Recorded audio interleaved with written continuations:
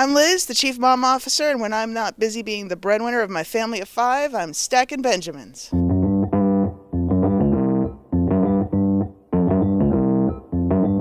Live from Joe's mom's basement, it's the Stacking Benjamin Show.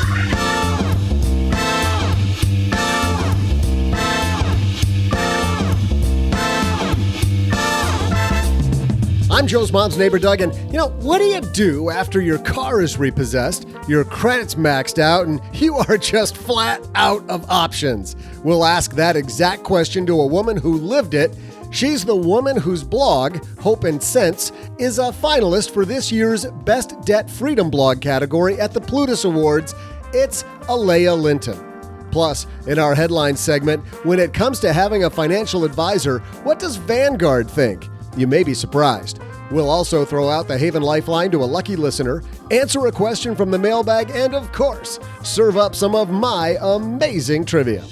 And now, two guys who are here to help you kick off another week, Joe and O-G.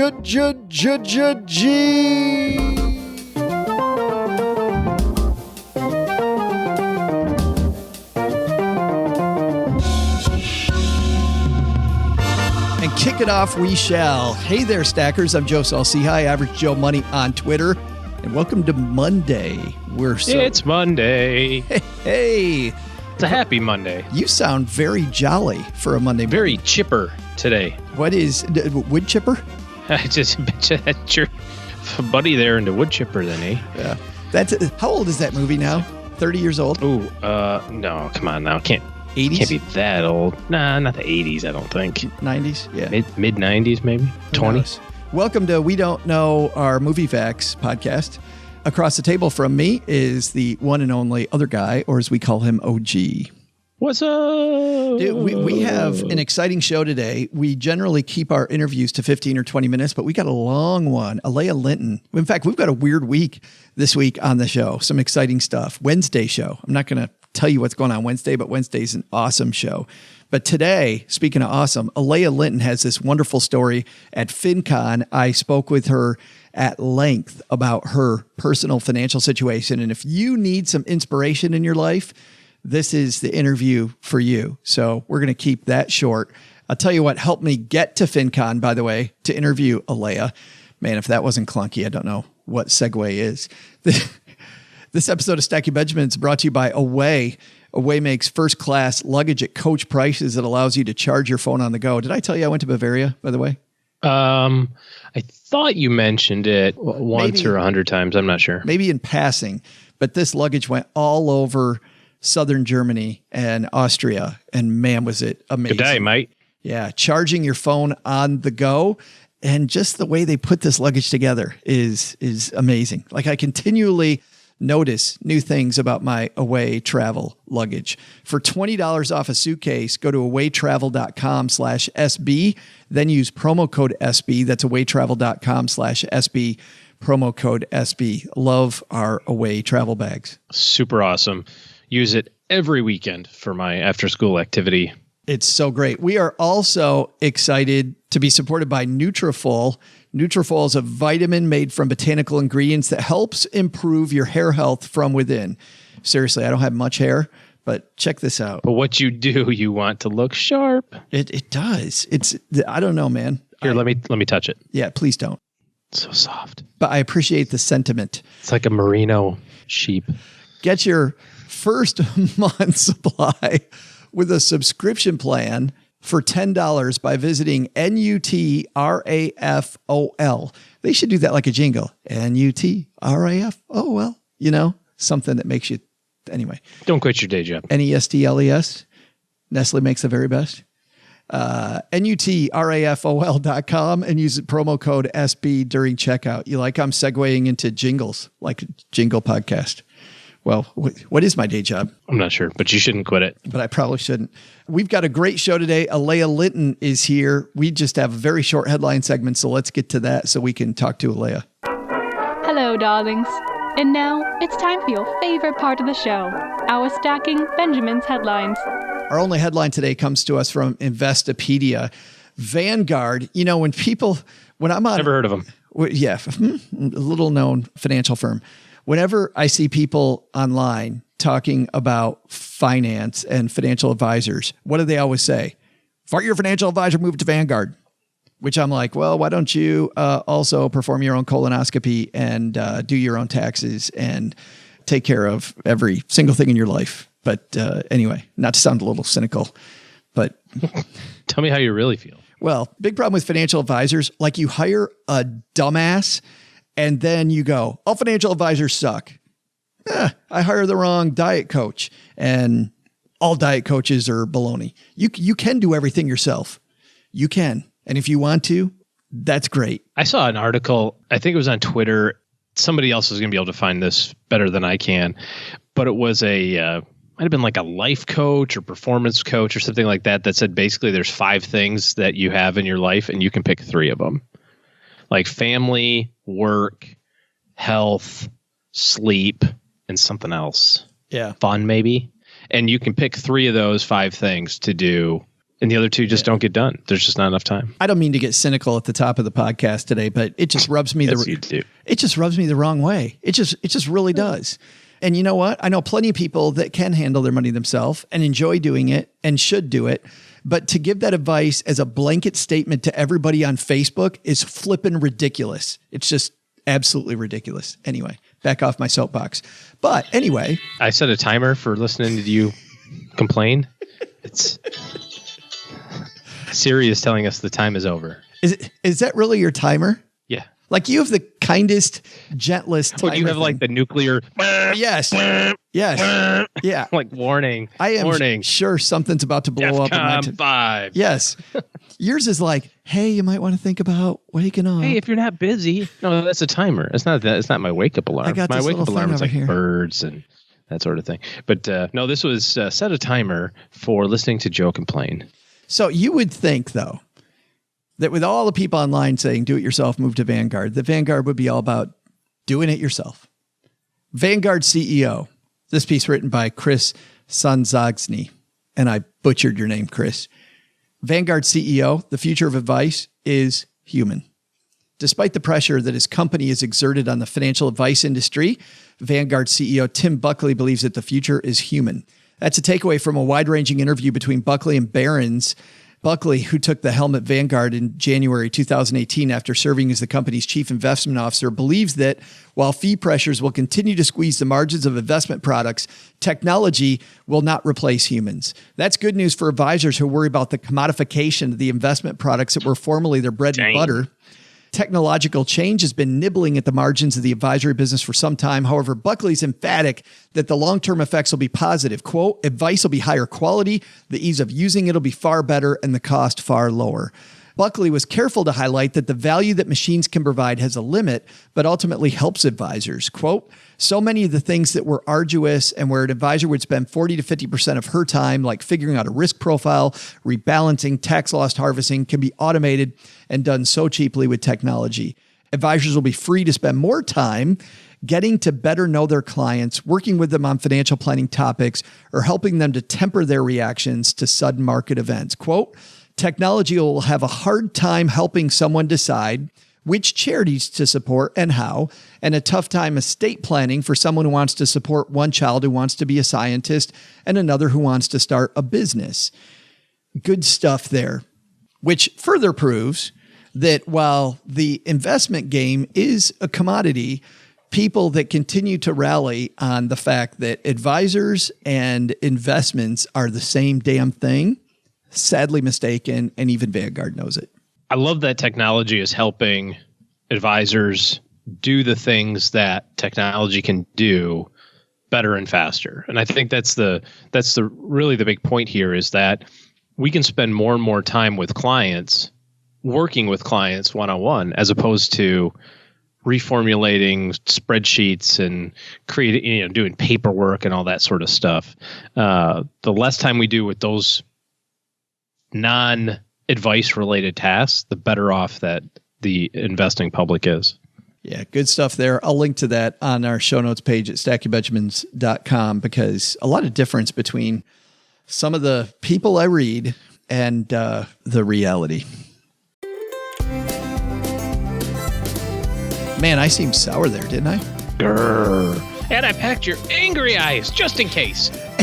And it's so funny because you came to the show so chipper today. It's like Role Reversal. What's that kids movie? What are you talking about? I'm always chipper, dude. Oh, yeah, sure. Freaky Friday or...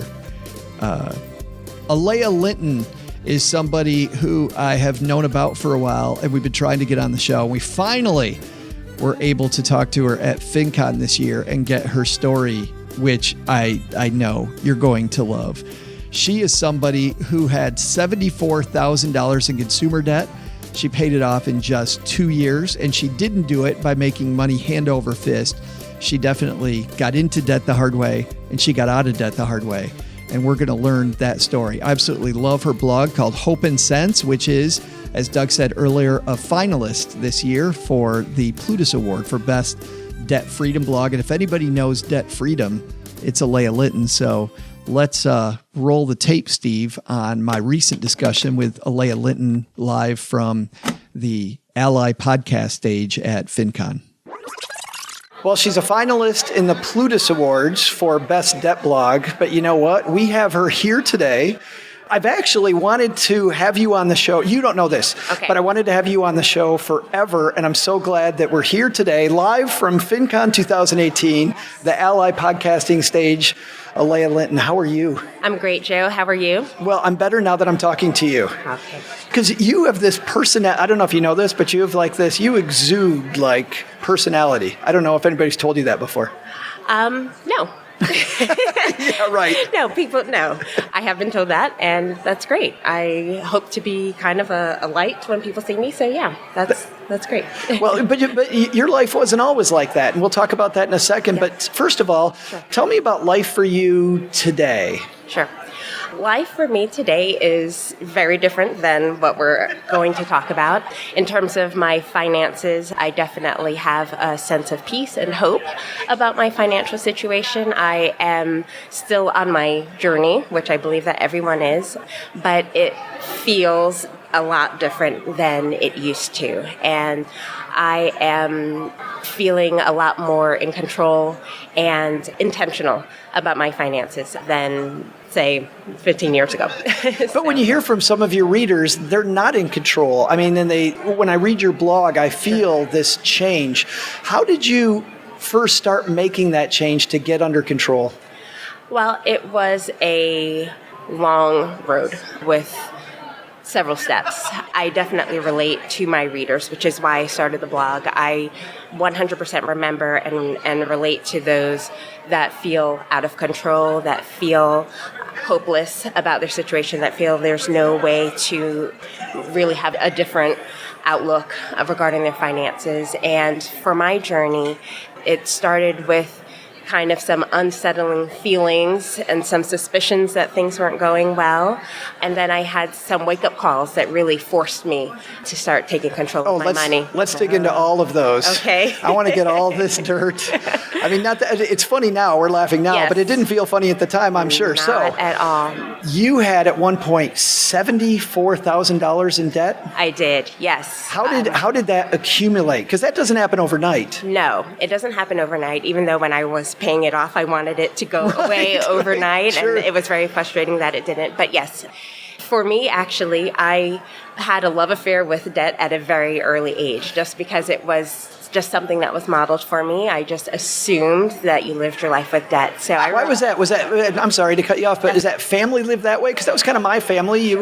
We were on monthly payments. Yes. And if you could afford the payments, you're good. Exactly. Yes, that was the unspoken money message that I grew up with, and so everything required a payment. College education, car, emergencies, everything just meant you had a payment. And just like you said, if you could manage it, you were fine. So I remember applying for credit before I was even old enough. My rejection letters were because the first time I was rejected for credit was because you are too young for debt. Yes. So it's not your credit score. How old were you? I was 17 years old when I first applied. You're 17, you're applying for credit cards. Yes, I was just itching to start my love affair with debt, apparently. So I had to wait until I was 18. But who gave you your first card? If I remember correctly, it was a Macy's store credit. Awesome, of course. For $300 was the limit, which I burned in one purchase. But I was going to say that probably still felt like a lot at the time. Oh my goodness, yes, it did. But I blew through it and I had no idea how it worked. I remember, I think I bought whatever I bought. I can't even remember what I bought. You don't remember at all? No, I don't remember. Oh, because I remember mine. I bought this really crappy sweater. I mean, it's a sweet sweater, and I've kept it, but it was sweet in 1987. So it's I would love to see that. Oh, it's this purple thing with this ugly green collar. It's nasty. Yes. You're talking to a former clothing designer, so I can appreciate an ugly sweater. So but I remember that I maxed it out, and I went back to buy some more, and the store representative told me, your purchase was declined, and I just did not understand. And so from my Macy's store credit card, I piled on, I was 18, so Actually, can I stop for just a second? Because I want to go into that scene for a second. Okay. So the Macy's person says, I'm sorry, your card's been declined. Yes. And you say there must have been some kind of mistake, or what do you say? This was a long time ago. Yeah, but right. I think so. I just kind of was, what do you mean? And she may have asked me, did you use it already, or have you used it recently? And so I was just like, oh, okay, yeah, maybe it's the purchase that I just made the other day. I just did not understand how credit cards worked. I really thought it was free money. My parents at the same time made me a co-signer on a MasterCard or a Visa with a larger limit, and I blew through that. Not in one day, not in one purchase, but I blew through it pretty quickly. Again, just not understanding how this tool, credit, worked. Yeah. Yeah, so I piled down student loans and car payments and kind of had all of that within a very short amount of time at the age of 18. How old were you when you reached the bottom, when all of a sudden the brakes came on? That moment came later. I went from being 18 and a student to getting married, and with my husband piling on top of a very solid foundation of debt already. Your husband was a spender too? Yes, he was a spender. He also had some credit cards, and so together we just did not know how to manage our money, and so we continued to pile on top of that, and a different car payment. And by the way, the first car that I had got repossessed, but eventually we were able to get another car at a nice 17 point something interest rate because of our credit score. I want to stop on that for a second.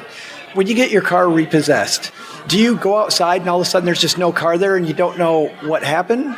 I called the police because I thought my car was stolen. And that's how naive I was about how this money thing worked. And at the time, this is a whole nother story, but I actually was a single mom. Okay. And I would commute, and I got off the train and noticed that my car, where I left it in the morning, was not there. And I have my young son. And so I immediately, oh my goodness, the car is stolen. So I lived in a small town at the time, called the local police department. And I guess the way it works is the repo companies notify the police departments, because as soon as I called, they knew, and they said, your car's been repossessed. That was a low moment for that kind of first stage of my financial journey. That's just the first stage. Pre-getting married. And I can't imagine just the horrible pit in your, like, where the hell am I going to go now? Oh, exactly. It was awful. In fact, I had to go. So I knew that I could not bring the car current. So I was letting it go. But I had to, and this was, when I think back, I'm like, oh my goodness, this was a very sad moment. My son's car seat was in the car. So I had to go to where the car was located to retrieve. Don't make that face you're gonna make.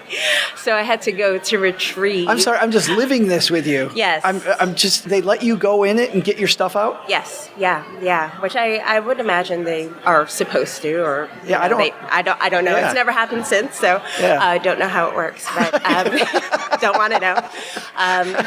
So I had to go and get his car seat, and like I said, I was commuting, so I was okay with. I just wasn't going to have a car. We lived in a suburb of New York at the time, and I was commuting into the city. So my transportation needs were really met. Yeah. But, I just did not, I was just so naive, not realizing that being 3 months behind on my car payment, that, there were going to be repercussions. And looking back, I kind of remember in the weeks leading up to the repo that I would get phone calls and then a hang up. So they were. Were you a fashion designer at this time? I was, yes. There is this, and this is a stereotype, Sure. but that seems to be an industry of fast-moving stuff. You got to buy the next style. You got to buy the next thing. Was that kind of the culture around you at the time too? It was, yes. It was in the very beginning stages, though, of my career, so I don't think I was as affected by the pace of the industry as probably I was later on. Okay. But yeah. So you weren't yet working with Anna Wintour? Not quite. Yeah. Whenever I say fashion, people go, "Oh," and they have these images of, And you're like, no. No, it's a lot less glamorous. Yeah, a lot less. So you say that's the first stage. What's beyond that? So again, that was me as a single mom, and then, like I said, I got married, and together, my husband and I piled onto our debt. And the question I think you asked probably 10 minutes ago that I didn't answer. Welcome to the Stacking Benjamin Show, by the way. Not the first time, not the last. Yes. I started beginning to feel that things were not good, that even though we could make the payments, because we had all these payments, but we were able to manage them, that even though we could manage them, that, I don't know if we're headed in the right direction or in a healthy direction. And so I brought my objections or my concerns to my husband, and he convinced me that we are fine, everything is great, and okay, you can easily be convinced that everything is all right when you want everything to be all right. You probably see that now, not to fast forward, but you probably see that with people you counsel. Absolutely, yes. We want everything to be okay, so we justify our habits, and we justify what we want. So he tells you, no, we're going to be, everything's fine. Everything's fine. Yes. We're able to make our payments. We're good.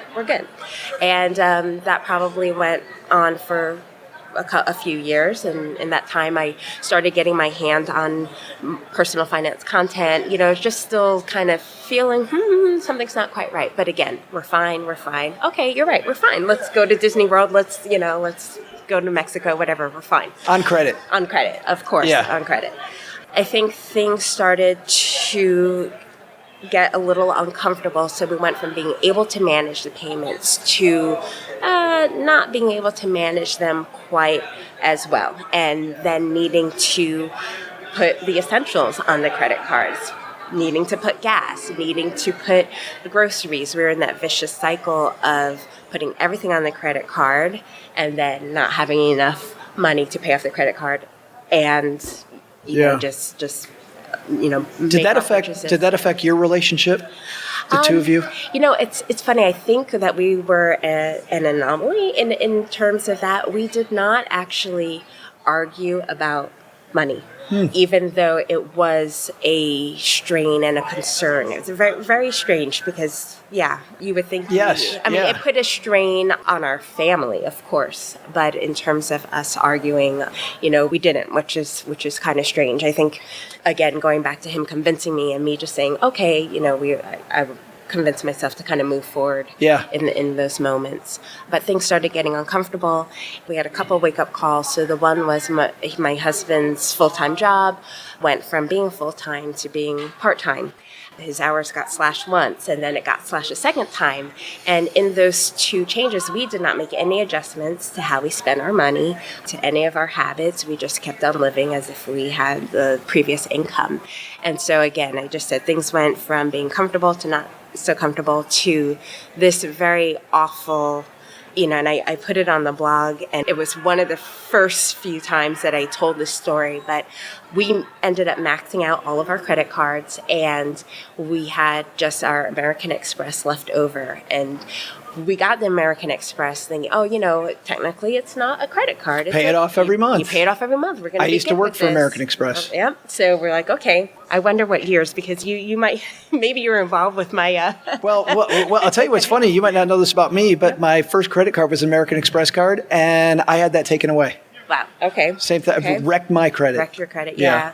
Yeah. So we bought into the lie that we're going to manage this. It's fine. So we had these huge bills, and we went from being able to pay them off. And again, it took all of our income, so we didn't have money to do anything else. We went from being able to pay them off to, we're a little short. We're $300 short, or we're $900 short. So I learned somehow that when you make a return on a purchase, that your balance or your available credit is immediately kind of replenished. So do you know where I'm going? I do know where very you're going. Embarrassing. This is horrible. This is horrible. So I learned that, okay, if I'm $300 short, I can go and make a $300 purchase or $500 for good measure, return it right away, and then Go buy groceries. or really not more importantly, but the goal was that I would make that bill, or like I would make the payment. I would meet the payment, because the payment then went from $9,500 to just $9,000. Oh, I see. So, Yeah. So I use, isn't that sickening? It's one of the most. Yeah, but it's phenomenal because so many people still think that way, which is why I was so happy to have you tell your story. But was there a bottom? Was there a Yes. spot where you're like, this has to change now? Yeah. Like, I remember for me, and I've told this story before, but for people new to the show, I ran out of gas.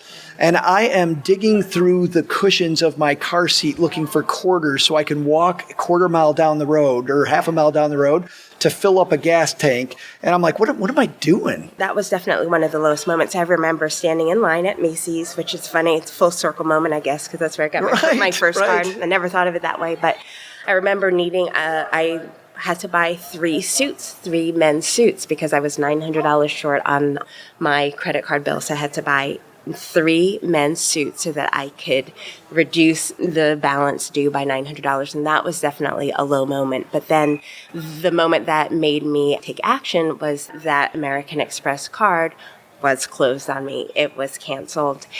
I remember getting the letter in the mail on a Saturday. I was just about to go shopping, and we got the letter that the card was closed. And that was our lifeline. We had already maxed out everything else.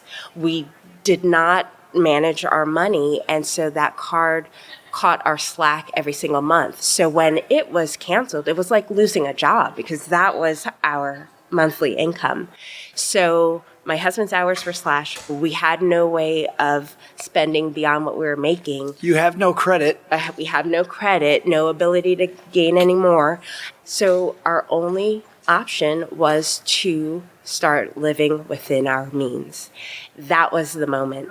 So we tallied our budget. And mind you, we had been budgeting before, but the deficit was Amex. Yeah. And anything that didn't make it, Yeah. you put on the Amex. So we tallied everything, and we were overspending by $2,000 every single month. That's what our expenses amounted to, above our income. When we started, we had no foreseeable way of how we were going to reduce that deficit. But I remember just a turning point that my husband finally, after years of my saying, I think things are not good, let's do something about it, he turned to me and said, we can do this. We're $2,000 short, but we're gonna do this. And it was like something just changed. He was ready. He was ready, and he hadn't been ready for the past couple of years. And from there, we started budgeting for real, meaning that, okay, we have X amount of dollars and we can't spend X plus Yeah. Y. Like a zero-sum budget. Exactly. Yeah. Exactly. What were the easy things to cut? Nothing. Nothing Yeah. was easy. Yeah. But we cut wherever we could. We approached all of our utilities, and we slashed our cable bill. We downgraded whatever we could. So the phone bill, anything and everything we slashed. After slashing whatever we could, I learned, oh my goodness, so much of our money goes to groceries every month. So I learned how to reduce that, and that was a very significant portion of our budget. We decided that, okay, right now we're not spending a dime if it's not necessary. So you didn't go out to restaurants? we did not. And going through that process let us know how much we were spending on things that felt necessary that weren't necessary, because we weren't overspending on anything luxurious, which I think is something that most people deal with is that it's like, where does the money go? It's not like we're going on trips or buying Louis Vuittons. No, it's just the everyday stuff. And we realized that what we considered necessities and everyday purchases weren't necessarily the basics. They were, peripheral items. Yeah, what were those? Because for people, there's people listening to this, as you know, that don't know what that difference is. Sure. What felt necessary before that now really wasn't? Yeah. Well, probably clothing, a lot of clothing. I think we would go to the malls as a pastime. I'm pretty sure just about every Saturday we're in the malls just because that's what you did. And we did not think that purchasing clothing and we had kids, mind you, so we're buying stuff for the kids, we're buying stuff for the house, we're buying things that we need. Again, going out to eat, we're feeding ourselves. We didn't really see that we were living beyond our means because we were just doing the things that we felt we needed to do. I'm laughing because I was at a function at a mall last night, and it's amazing the number of people who still just walk around this place where they're selling stuff for fun. Yes. Like you're walking around, if I spend my whole day at the mall, I'm going to buy something. I'm going to see something that, that's shiny. Yes. Yep. That's exactly, like I said, that was our pastime, and we just didn't realize that it was. But what about with like friends? Friends ask you to do stuff. They're all going out to dinner. Would you say no to those too, or how would you get around that? Oh, during the payoff time? Yes. Yes, we would say no. And if I had to go back and do it all over again, that's definitely a regret, is that I would just say no. And if I could go back, I would say, well, no, but how about we do this cheap alternative? Yeah. And time for a potluck or something. Exactly. Picnic outside, whatever. There's a lot of creative things you could do. So, but I was just so focused that it was just like, no. So I would change that part of it, because I think that experiences and relationships, all of that stuff is very important. And sometimes people justify overspending, in the name of relationships and in the name of experiences. But I think you can have both. I think that you can walk through your financial journey, whatever it is, and still maintain those things if you're intentional about it. I love that middle ground. What about the holidays? So for the holidays, we focused only on the kids. So our holidays looked a lot different. And I remember one particular holiday pre our wake-up calls that I came across a video, and it was really disgusting. The floor was littered, and we only had one child at the time, and the floor was littered with toy upon unnecessary thing. I want to be your kid. I want to be my kid. Not now. Right. No, you don't want to be my kid now. My poor two kids. I have one kid that is my after debt kid. Poor thing. He's 12 and he has not been on a plane yet. Poor kid. So yeah, and the other kid, mind you, has been to Thailand and it's like what the heck happened? Yeah, exactly. Yeah. So Christmas during the journey was we still celebrated, but we had a very tight budget, and we focused only on the kids and things that we needed to do. There were some obligations outside of the family, with classrooms and things like that. So we did maintain those, but it looked a lot different than our previous holidays. How did you break down paying off the debt? Did you do it the debt snowball way like Dave Ramsey advocates, where you start with small balance and go to big balance? Did you just highest interest rate or just massive attack? What'd you do?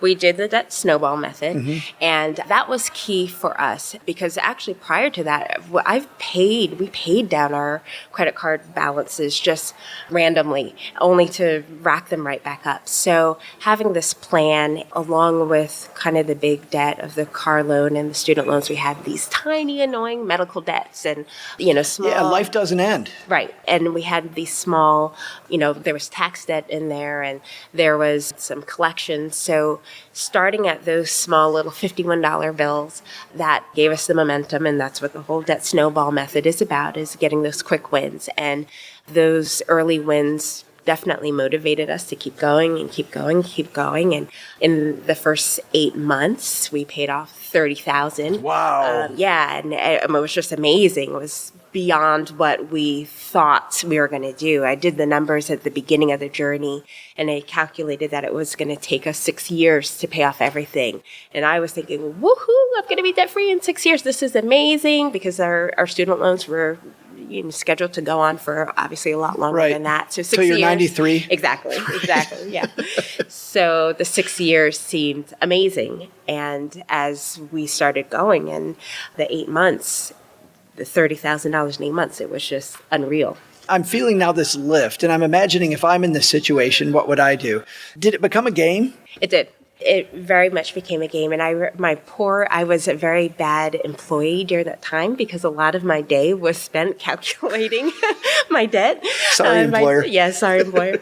About my debt payoff and the progress. And I kept a paper list of the debt snowball, and I marked off each one with a red line. And it was just, I remember standing in my kitchen, staring at it, just thinking, oh, okay, I'm probably going to get to cross that one off in 2 weeks. And it was very much a game. And whenever we could put $1, and everything and anything went towards the debt. And it was very much a game. The kids were involved. The kids That's what I was about to ask. Tell me about that. So at the time I had a teenager and a preschooler.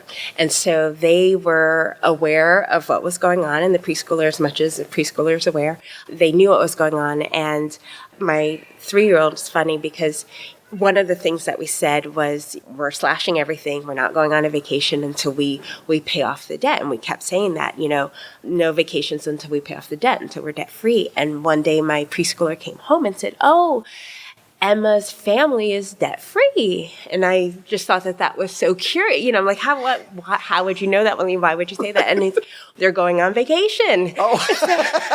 So he made that connection, which, incorrectly. Yes. But still a cool connection. But an awesome connection. And also just goes to show you how kids just believe that their reality is everyone's reality. Yes.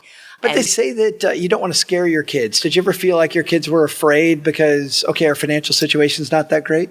No, and I'm trying to think back to how we framed it. I don't know that we framed it in those terms. I think it was just, we're paying off our debt, and this is what we're doing. And we celebrated along the way by we kind of gathered around, and each time we met a milestone, like paying off the credit cards, so, we gathered around and, we're credit card debt free. And then when we paid off the car loan, we're car loan debt free. And we knew that when we paid off everything, we gave the kids a choice. We could go on a nice vacation, or we can have a nice Christmas, because it was around Christmas time that we were set to pay off. So, I like that. Yeah. That's cool. So it was, we had this end goal and this end celebration that we were looking forward to. So Which did they choose? Oh, yes. What would a kid choose? Vacation? No. They chose Really? stuff, and I wish that they chose a vacation. I would have chosen to go right down the world here to Walt Disney World. Yeah. I totally would have. They chose give me some stuff, because they didn't have any stuff. Freedom. Oh, yeah, well, that's true. Good point. Yes, absolutely. And I wanted to relax on the beach somewhere, but we left it up to them. Well, it was your fault. To learn. Exactly. Yeah, you did. Yeah, never ask them again. Yeah. That's what you can take away from this episode, everybody. Don't ask your kids anything. Yeah, so tell me about today. Debt completely paid off? Yep, debt completely paid off. When did that happen? How long did it end up taking? So it took 25 months exactly. That's incredible. Yeah. So cool. And like I said, when we started, it seemed like it was going to take a lot longer. So we surprised ourselves that it took that amount of time. And even when I look back and do the math, I almost think, oh my goodness, it almost doesn't make sense. The math almost doesn't add up. But I think if we were just so motivated, so on fire, we found more ways to spend less, more ways to bring in more money. And so it was just amazing. And yeah, we have not looked back, even though, every once in a while, my husband kind of, well, should we just have a car payment? And I look at him like, he has a, unicorn horn growing on top of his head. Like, are you kidding? Like, my head can't really wrap around that anymore. Yeah. From that perspective. No, it's like you touch the stove, and you didn't touch the stove. You put your whole body on the stove. Yeah. So now, though, now you're a guide for other people, helping them not getting into the same situation. Tell me about how your program works, helping other people avoid that. Sure. So through the blog and through one-on-one coaching, I do help people take action. For me, what kept me doing nothing about my finances for so long was just feeling that there wasn't a way out and feeling hopeless. So, the name of the blog has hope in it, hope in sense, because I feel like hope is just such a powerful force. And so when there is a lack of hope, it can cause you to do nothing. And when there's a presence of hope along with action, it could just make you do amazing things. So I help people kind of just find that nugget of hope in their finances and then take action. I'm working with one person in particular who has to pay, she is self-employed, but the main reason she has to pay quarterly taxes is because she receives her income from property. Okay. And she, for quite some time, has just been behind on her quarterly taxes and just came to me just feeling, oh my goodness, this is never going to happen. I'm never going to be able to get ahead. She's severely behind. And I just worked with her for a few months. And What's the first step there, by the way? the first step is really to identify your goals, to kind of look at where you are, look at where you want to be. And So you actually lay it out. Well, I help my clients lay it out. Yeah. No, when I say you, I mean the person. Yes. Lay it all out in front of you. Yes, yeah. Because you don't want to look at it. Right. No one wants to look No. at it. And in fact, it's a lot of times at that first meeting, people just hand me their stuff. And here, you look at it, and I kind of hand it back and say, oh, no. Yeah. You look, you tell me Yeah. how much you're paying at, X company. So we identify goals, we identify why, because I think that's important too, is why do you want to make a change? What does that mean to you? What difference will that make in your life? So yeah. Why is that? You find people don't change if they don't do that, or why? Well, I think that sometimes the journey, and most times the journey, is going to require some level of sacrifice. And if you have not identified the reason you're entering this new path that may be lined with sacrifice, I think it's easily to revert back to old ways or to not be willing to make those hard choices and those tough changes if you don't know why you're doing it. I think that, unfortunately, we're out of time, but that's a great place to leave it. The blog is Hope and Sense. That's where people can find you for coaching. Yep, for coaching and for encouragement. My whole goal is to provide encouragement as well as tools, but a lot of encouragement, because I think that's what we all need to make those tough changes so that we can have lasting change in our finances. Congratulations on the Plutus nomination, on being a finalist. I'm truly honored just to be a nominee. I feel like I won already. To quote every award winner ever, but it's true. The company is great, so I'm just honored to be in that company. It's so amazing. And by the way, if you're walking the dog or on your commute or whatever, we've got you covered. We've got the link to Alaya's stuff at stackybenjamins.com in our show notes. I'm so glad we finally got you here to tell your story. Thank you so much, Joe. Thanks for hanging out with us. Absolutely. Hey there, trivia fans. I'm Joe's mom's neighbor, Doug, and today we're going to dive into the financial definition mailbag. You've probably heard on television that the Federal Reserve meets quarterly to determine monetary policy. While defining monetary policy is something we'll track for another day, let's tackle this question. Which branch of government is the Federal Reserve a part of? I'll be back with the answer in just a moment.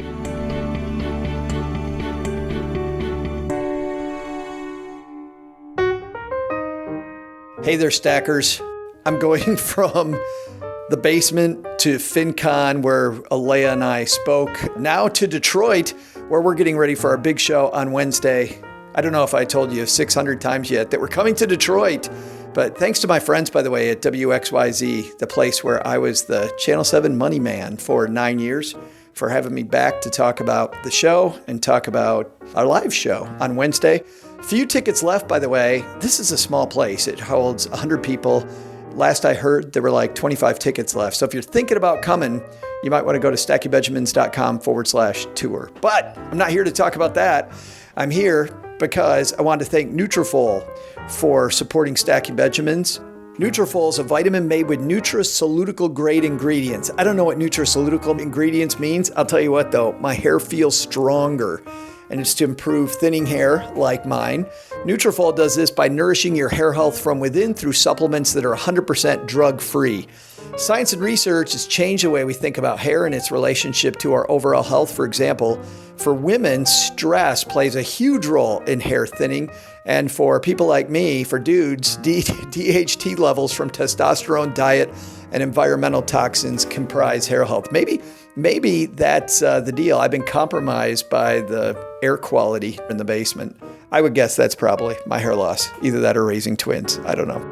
Nutrafol, scientists and researchers have worked for years to come up with a natural formula that multi-targets causes while improving hair health. It's available in 2 distinct formulas for men and women that suit gender-specific metabolic needs.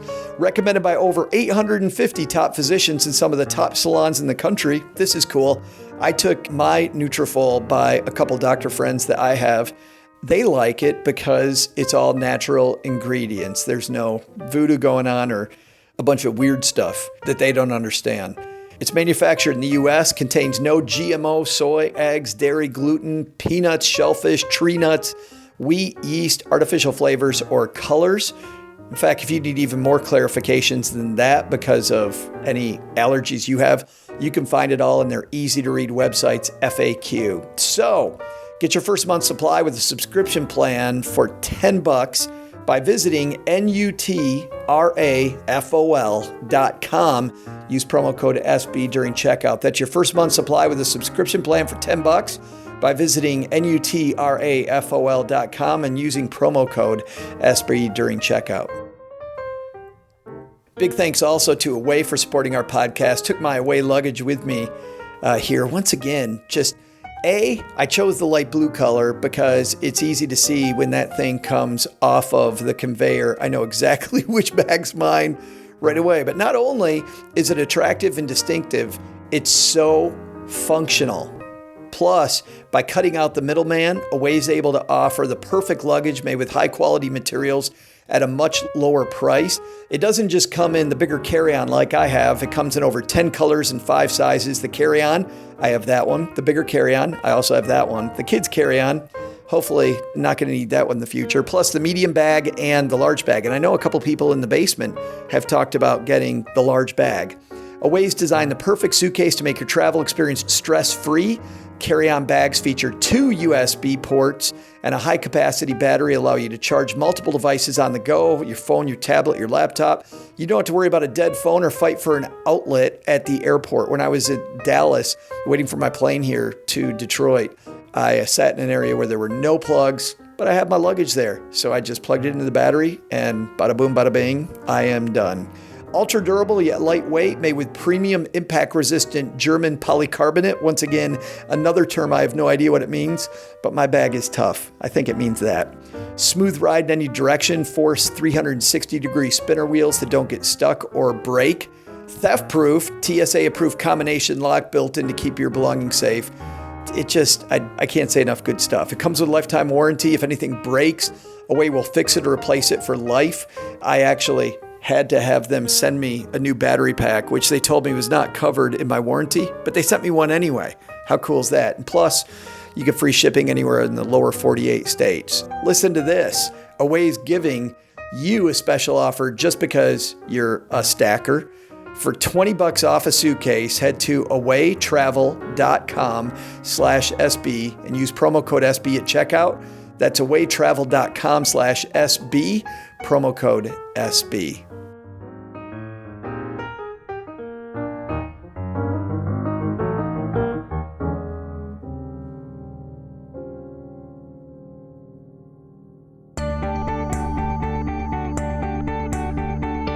Hey there, Stackers. I'm Joe's mom's neighbor, Doug, and I'm back triumphantly with your answer. Here was the question: what branch of government is the Federal Reserve a part of? The answer?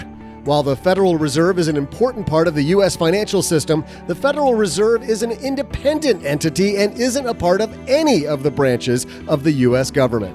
The goal of our forefathers, people like Uncle Sam and Dick Tracy, big important guys like that, their goal was to make sure that the short-term politics didn't overly weigh in on short-term interest rate decisions and, other stuff like that.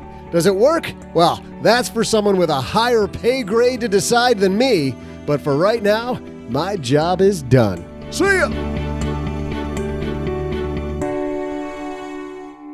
You take, OG, our 2 discussions today, our earlier discussion about having good advice in your corner, which really results to surrounding yourself with the right messages and the right people, and how easy it is to talk yourself into the wrong decisions, like Alaya said early in her journey into debt, that if you don't look at it, it's just going to get better. There's a big message there. which is surround yourself with the right messages. Even though it feels like going to the dentist, look at it often, schedule meetings to look at it, and you're much more likely to do the right thing.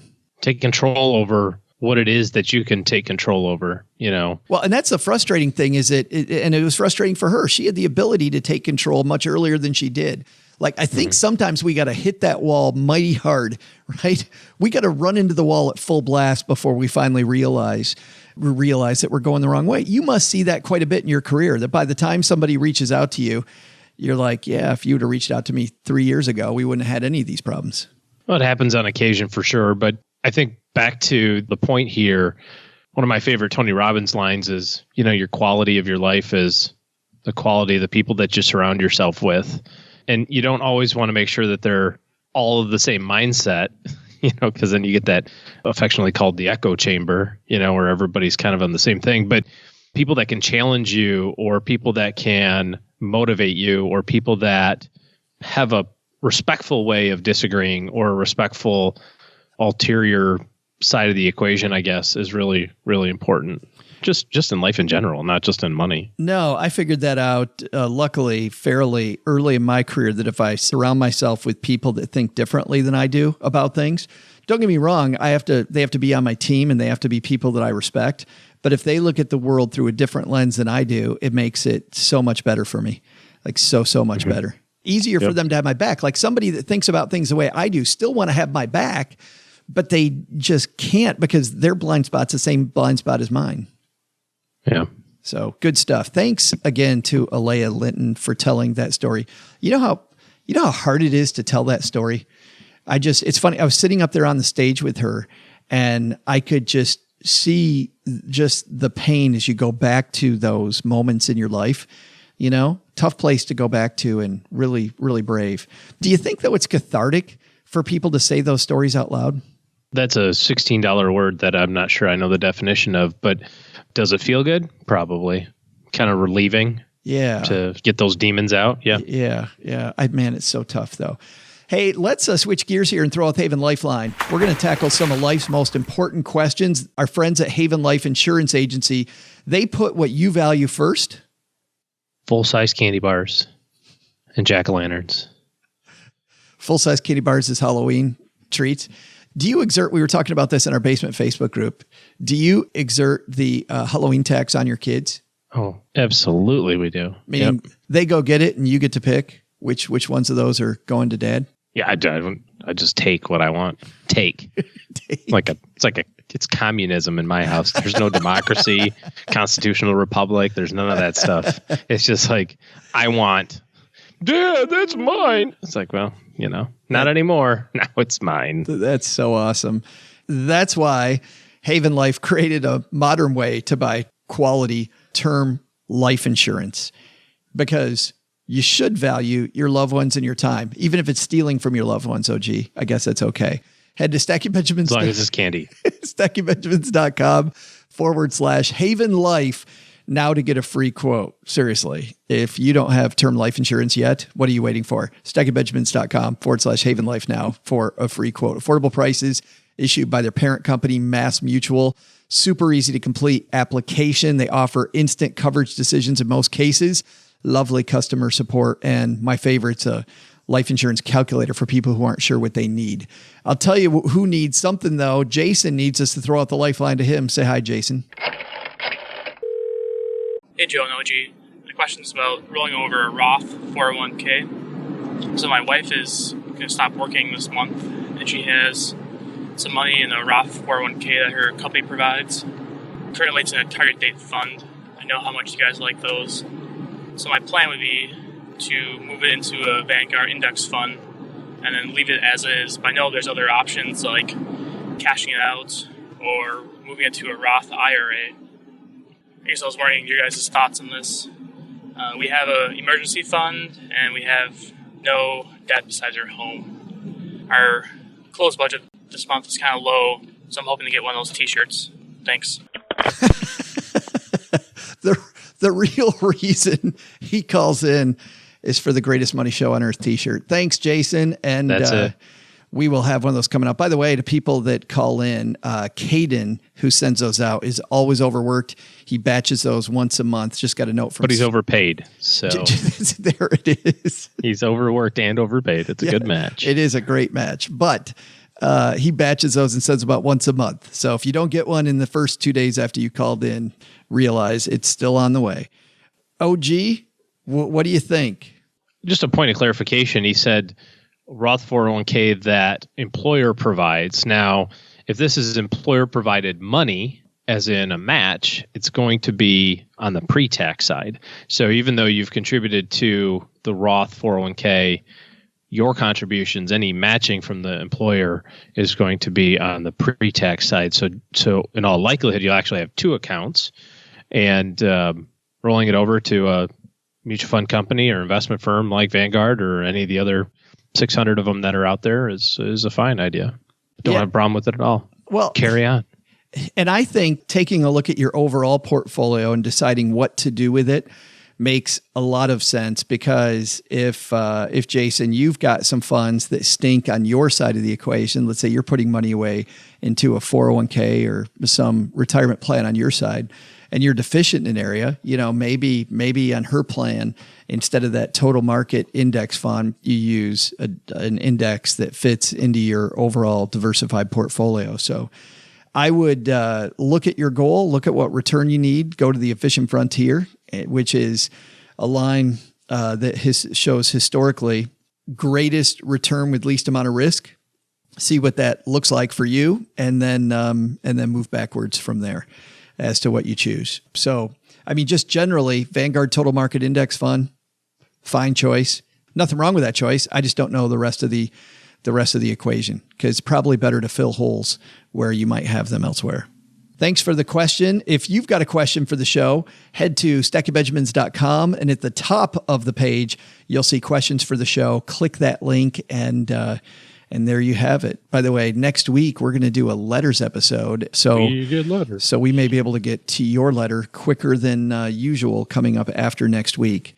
We do not have time, speaking of that, for the mailbag, because we spent so much time today with Alaya. So thanks, everybody, for listening today. Doug, take it from here, man. What should we have learned today? So what did we learn today? First, take some advice from Alaya Linton. Look your debt squarely in the eyes and go on the attack. Once she and her family decided to get serious about their debt, they had a huge amount paid off in no time.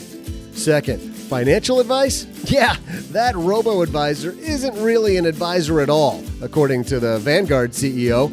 But the big lesson? Don't delegate laundry day to OG. He's just going to throw the whites and the reds all in together, and now my undershirts are a nice, pretty delicate shade of pink, actually, I must say. Luckily, I look awesome in pink. Who didn't know that? Special thanks to Alaya Linton for joining us today. You'll find Alaya writing and coaching at hopeandsense.com.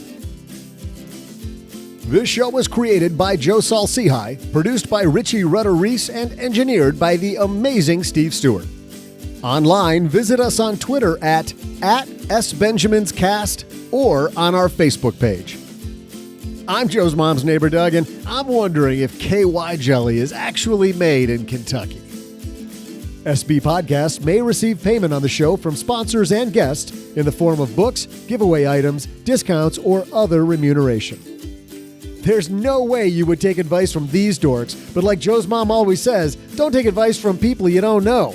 This show is for entertainment purposes only, and before making any financial moves, consult with a real financial advisor.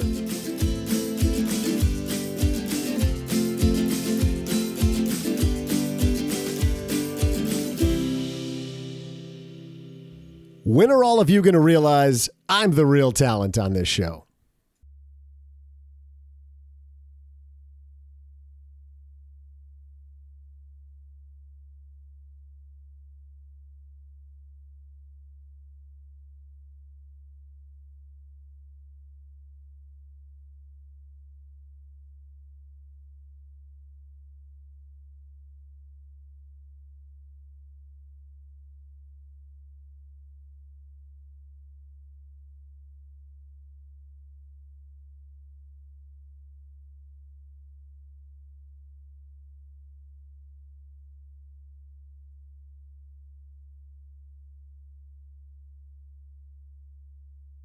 Welcome to the after show. For those of you new to the podcast, this is the part of the show that doesn't exist. OG and I will often talk about movies, video games, hilarious stuff that happens in our life.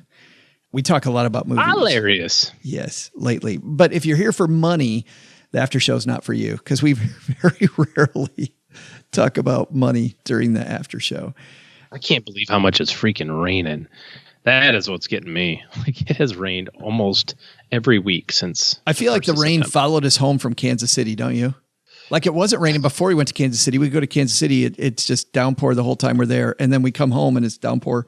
Well, on my 3.5-hour commute to the basement every week, every couple of days, I can tell you on my side of the state, it has been raining since freaking September and hasn't stopped. Hasn't been here. Most of it here, as you know, goes north of us because the Red River's just north of us. And it's funny, when I first moved here, you'd see all these storms come right toward us and they veer north. And I asked somebody at a party right after, because I'm always fascinated by the weather. I'm like, yeah, they always seem to go just north. He's like, that's because the Red River's right there and the storm follows the river.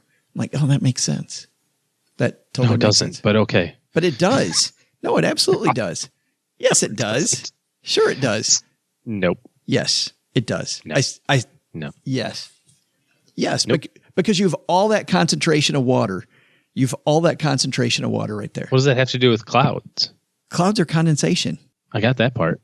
But So how are clouds form? Condensation in the Right. air. Where's there greater humidity? There's greater humidity around water. That's why you see at Lake Michigan, when I used to live by Lake Michigan, clouds would have a hell of a time pushing on shore. You would always have like a line of clouds right along the Lake Michigan shore. And then they would finally push over the shore. And that's why we got tons of precipitation in Kalamazoo because of lake effect snow. Same thing happening with the Red River. Same thing. I feel like that's mixing too many things. I don't know that it would follow the river. I'm not saying that it It's like a line of storms is just a line of storms. I'm not saying it's following the river inch by inch. I'm just saying the river being just north of us is the reason why it starts to head north. I feel like somebody is way smarter than the two of us and knows the real answer to this. Somebody's laughing at us right now. No, everyone's laughing at us right now. Should we get to the movie review? Something else we don't know anything about is how to review movies. Well, you know, That actually we're pretty good at. well, and we've had a lot of practice there.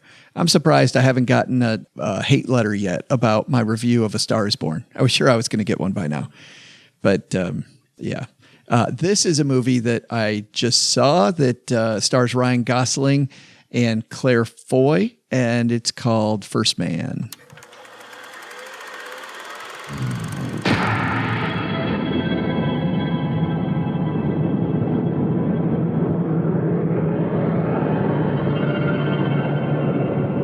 Are you sure? Yeah. Be an adventure. First man to walk on the moon. That'd be something. We've chosen a job so difficult, requiring so many technological developments. We're going to have to start from scratch.